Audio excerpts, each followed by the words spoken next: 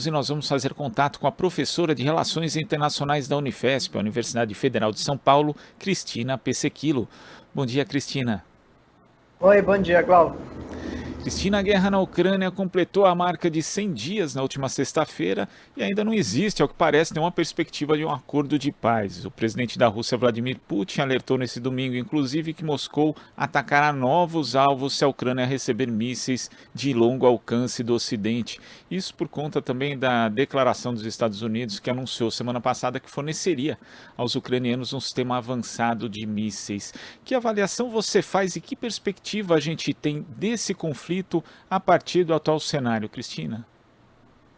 Bom, o cenário é bastante difícil e ele tem se prolongado de uma maneira muitas vezes artificial por conta do envolvimento das potências ocidentais, principalmente os Estados Unidos, que pressiona muitos dos membros da União Europeia a também enviar armas para a Ucrânia, né, e também ajuda em termos de treinamento de soldados, entre outras coisas. O que nós estamos observando é uma dificuldade muito grande de sentar na mesa para negociar diplomaticamente. E nenhuma guerra ela consegue ser encerrada se os dois lados não cederem. A gente sabe que essa foi uma guerra detonada pela Rússia por uma invasão de soberania ucraniana, mas ao mesmo tempo foi uma invasão detonada por esse avanço ocidental que eu mencionei. E aí também entra o papel da Organização do Tratado do Atlântico Norte, a OTAN.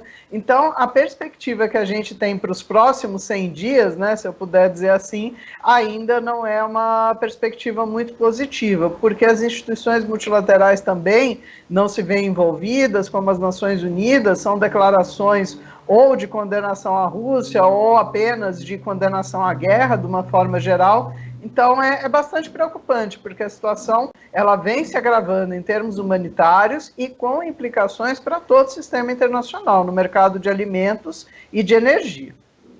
Em relação a esse envolvimento de outros atores, a União Europeia aprovou na semana passada um sexto pacote de sanções contra Moscou e o Bloco Europeu disse em nota que a ação tem como objetivo aumentar ainda mais a pressão econômica contra a Rússia e diminuir sua capacidade de travar a guerra contra a Ucrânia. Na sua visão, tem funcionado? Quais são os resultados dessa tentativa de isolamento do ponto de vista financeiro da Rússia?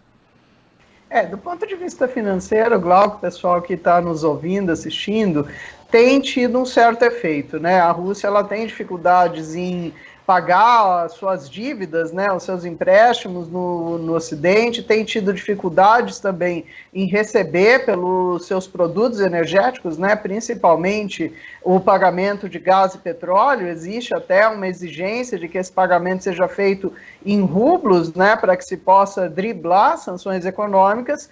Muitas empresas ocidentais saíram da Rússia, então efetivamente há um impacto na economia, né? Isso a gente tem a válvula de escape que a China oferece para a Rússia, também a Índia, de certa forma, mas ainda assim nós vivemos num cenário de globalização onde todas as economias são interdependentes. O que acontece, porém, e isso eu acho que a parte da mídia ocidental, né, grande parte dela, tenta não expor de uma maneira muito clara, é o fato de que para as companhias ocidentais isso também tem um efeito. Porque a Rússia era um dos seus grandes mercados, né? Então, quando você se retira de um grande mercado no mundo pós-pandêmico, onde você já tinha dificuldades para crescer, isso também vai agravar a sua situação, em termos de oferta de emprego no seu país de origem, também de custos, né? Ou seja, muitas indústrias, por exemplo, na Alemanha, elas têm tido dificuldades em manter os custos da sua produção e mesmo a sua produção por conta da elevação dos preços de energia, e a própria população em geral que sofre os efeitos inflacionários do mercado de energia e também do mercado de alimentos. Então, lógico, a mídia ocidental ela não vai passar isso de uma forma muito clara, vai dizer que está tudo bem, que a Rússia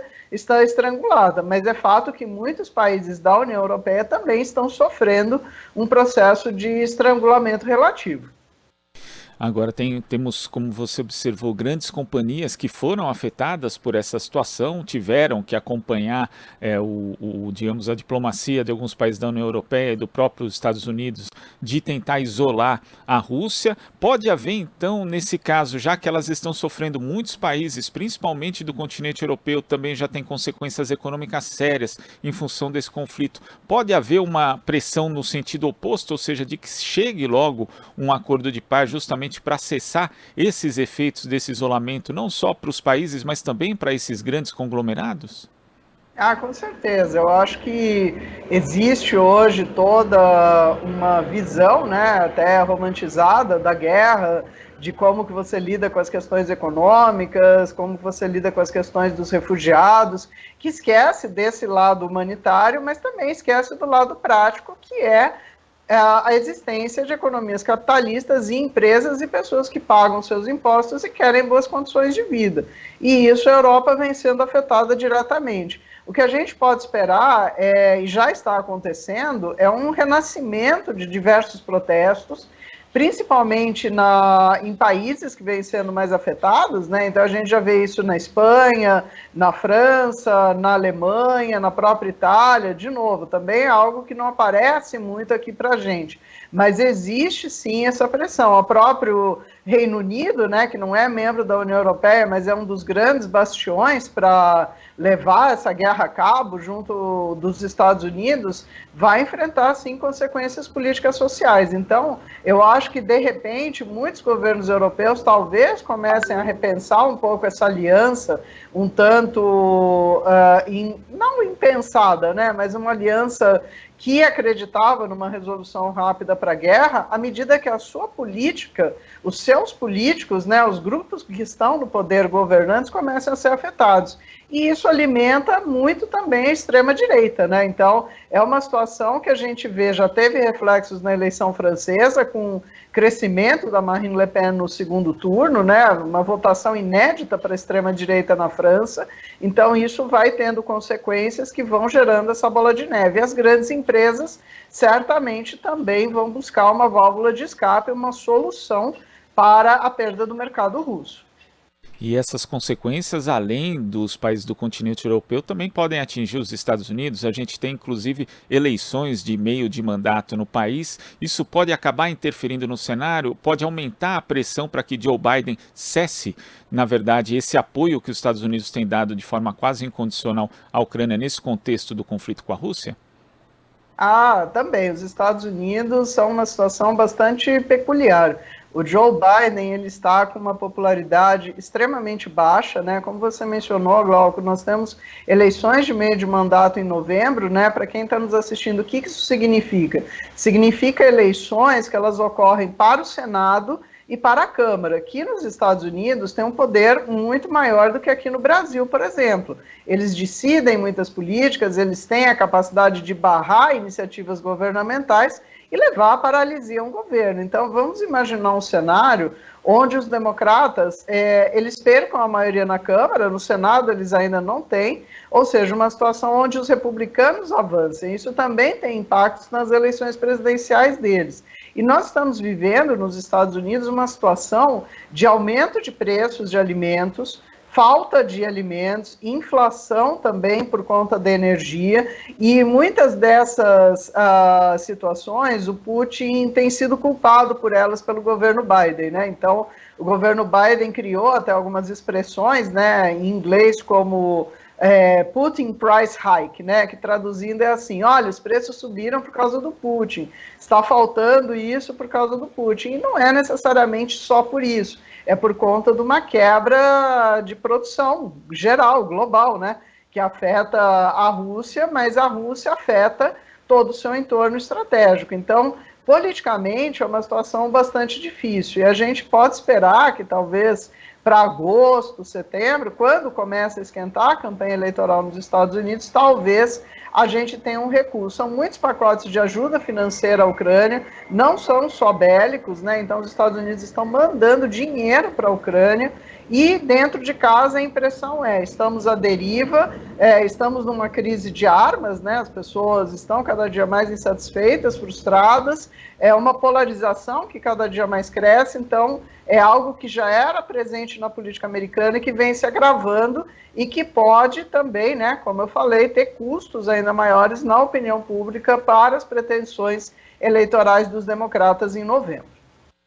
Dona Cristina, eu lembro de uma entrevista sua logo no início ali da operação militar da Rússia na Ucrânia, e você mencionava que a questão se resolveria com uma Ucrânia neutra na prática, né? Essa continua sendo a solução, e como se chegar a essa solução vai ser necessário também a participação dos próprios Estados Unidos, já que foram os Estados Unidos que fizeram as sinalizações para a Ucrânia integrar a OTAN, criando esse cenário que na verdade permitiu esse conflito? Exatamente, não tem outra solução. Eu acho interessante que a questão da Ucrânia neutra é algo que a gente vem discutindo em termos de política internacional mesmo, desde o final da União Soviética, lá nos idos de 91. E isso não é uma coisa que é desconhecida, né? Grandes estrategistas americanos, mesmo estrategistas que sempre foram muito envolvidos com o governo, né? Alguns já vivos, outros já falecidos, falecidos como o Zbigniew Brzezinski, o Henry Kissinger, que até recentemente falou no Fórum de Davos exatamente sobre essa questão, né? Ele até chegou a ser cancelado pelo pessoal da Ucrânia, algumas redes sociais, porque ele disse exatamente isso. Olha, nós estamos numa situação na qual a Ucrânia precisa ser neutra. Não tem como ela entrar na OTAN, mesmo na União Europeia é algo arriscado, mas a gente tem aqui um outro componente, né? Hoje não basta só uma Ucrânia neutra que não entre na OTAN e não entre na União Europeia, mas também como resolver a situação dos territórios adicionalmente ocupados pela Rússia, que vão fazer esse corredor entre a Crimeia e toda essa região do leste ucraniano, que compõe 20% do território. Então, vai ter um plebiscito, para onde vão essas pessoas, qual que vai ser a soberania dessa região, vai ser uma soberania ucraniana, vai ser uma outra soberania russa, vai ser algo intermediário. Então, o sonho de uma Ucrânia neutra, ele permanece, mas ele depende principalmente de todos os envolvidos concordarem com isso, né? É o que a Rússia quer desde o início, né? Mas é o que a Ucrânia, por enquanto, não coloca na mesa de negociação, a não ser assim, de vez em quando eles falam, olha, a gente vai sentar, vai conversar, mas a todo momento a gente vê um recuo dessa posição, até porque os Estados Unidos e a União Europeia prometem novas armas, mais dinheiro, e a coisa vai se prolongando, como eu falei, artificialmente.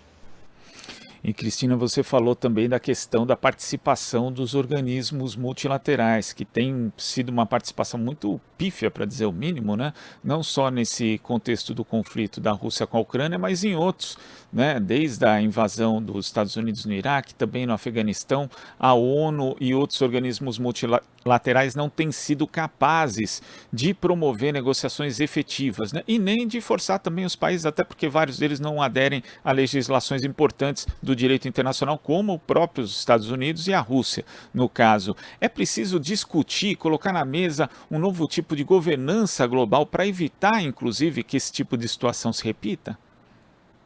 Então, a governança internacional está claramente desatualizada há um bom tempo, e aí a gente não fala só de Nações Unidas, mas de Banco Mundial, FMI, porque quando esse sistema multilateral ele foi construído em 1945, a gente tinha uma fotografia de poder que eram os vencedores da Segunda Guerra Mundial. Hoje, os países emergentes, como China, Índia, o próprio Brasil, eles estão subrepresentados. E isso leva ao travamento dessas instituições e também das próprias negociações multilaterais. E aí, Glauco, eu acho que uma coisa que a gente tem sempre que lembrar é o seguinte: as organizações internacionais multilaterais, elas são compostas de estados também.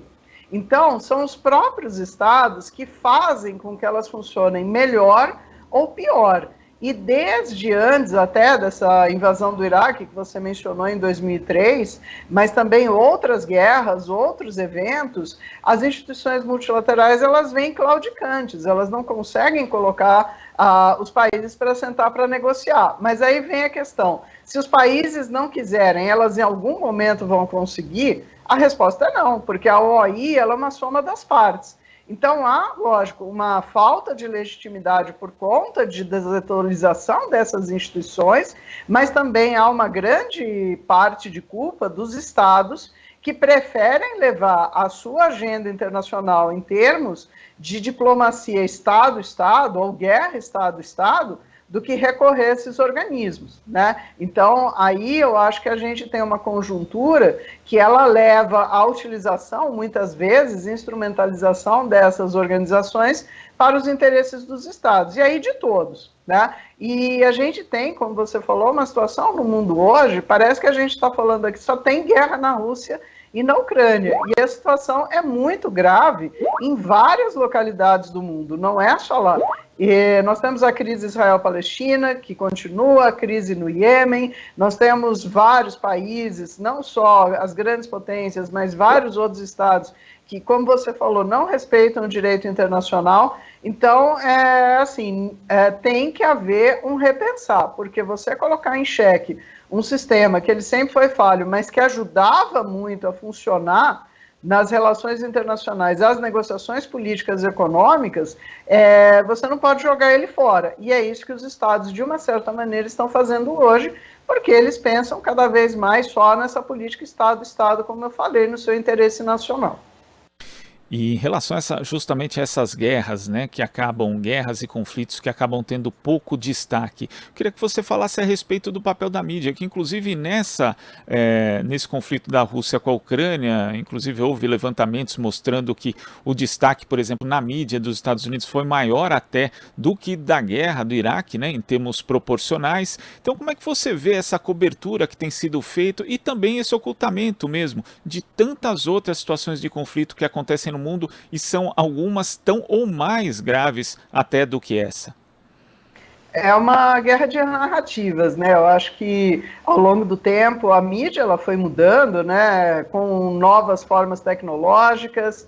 Você tem hoje acessos diferentes, formas de pensar diferentes. A notícia ela chega de uma maneira muito imediata que facilita a disseminação de fake news, facilita também por esses meios, né? Essas mídias eletrônicas, até aqui, né? O que a gente está conversando hoje por uma forma diferente, né? De fazer notícia, de bater um papo.